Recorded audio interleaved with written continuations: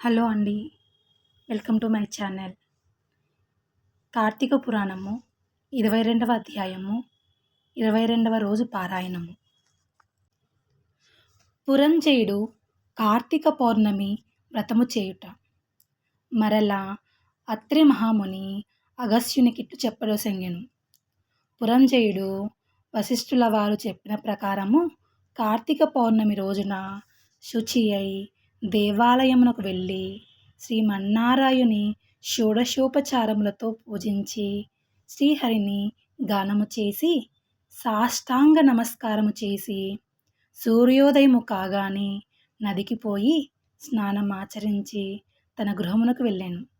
అట్టి సమయములో విష్ణు భక్తుడొకడు, ఒక వృద్ధ బ్రాహ్మణుడు మెడ నిండా తులసి మాలలు ధరించి పురంజయుణ్ణి సమీపించి, రాజా, విచారింపకు, నీవు వెంటనే చల్లా చెదురయ్యున్న నీ సైన్యమును కూడా తీసుకుని యుద్ధ సన్నద్ధుడై శత్రురాజులతో పోరు సల్పము, నీ రాజ్యము నీకు దక్కును అని దీవించి అదృశ్యుడయ్యను.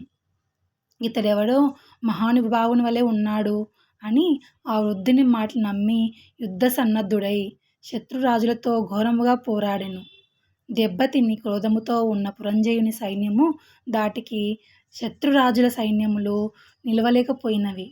అదియునుగాక శ్రీమన్నారాయణుడు పురంజయునికి విజయానికి అన్ని విధములుగా సహాయపడెను. అంతయు శ్రీమన్నారాయణుని మహిమయే కదా. ఆ యుద్ధములో కాంభోజాది భూపాలురు ఓడిపోయి పురంజయ రక్షింపుము రక్షింపుము అని కేకలు వేయుచు పారిపోయిరి. పురంజయుడు విజయము పొంది తన రాజ్యమును తిరిగి సంపాదించెను. శ్రీమన్నారాయుని కటాక్షమునకు పాత్రులైన వారికి శత్రుభయము కలుగుతుందా? విషం త్రాగినను అమృతమే అగును.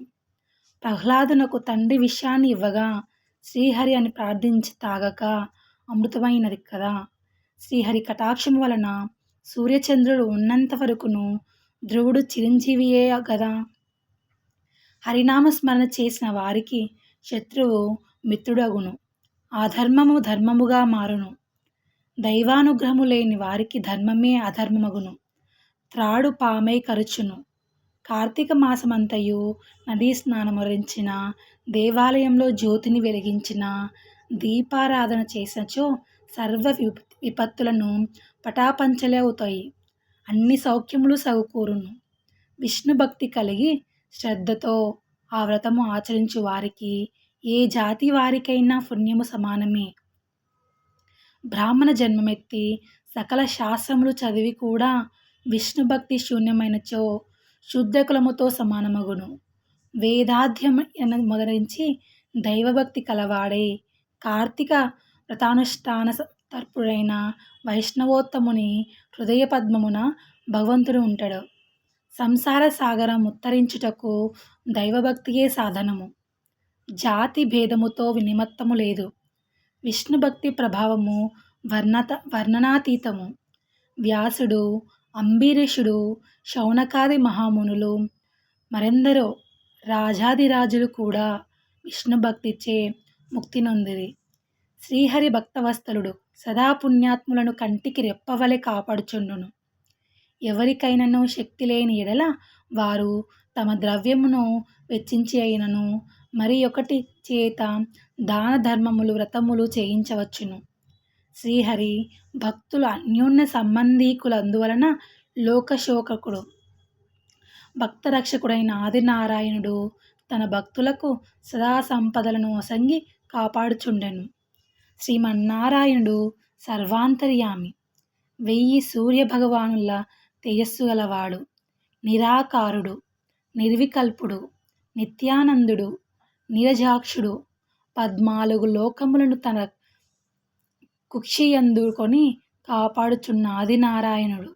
అటువంటి శ్రీ మహావిష్ణువునకు అతి ప్రీతిమైన కార్తీక మాస వ్రతమును భక్తి శ్రద్ధలతో ఎవరు చేయుదురో వారి ఇంట శ్రీ మహావిష్ణువు లక్ష్మీ సమేతుడై వెలయగలడు. ఆ ఇల్లు సిరి సంపదలతో కలకలలాడును. కార్తీక మాసములో శుచి అయి పురాణ పఠనము చేసినచో పితృదేవతలు సంతసించెదరు. వారి వంశమంతయు తరించును.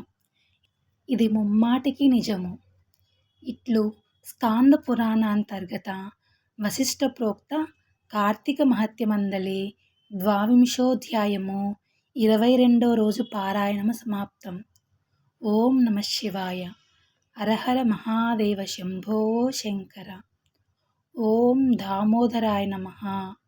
ఓం దామోదరాయ నమః. ఓం దామోదరాయ నమః. Thank you.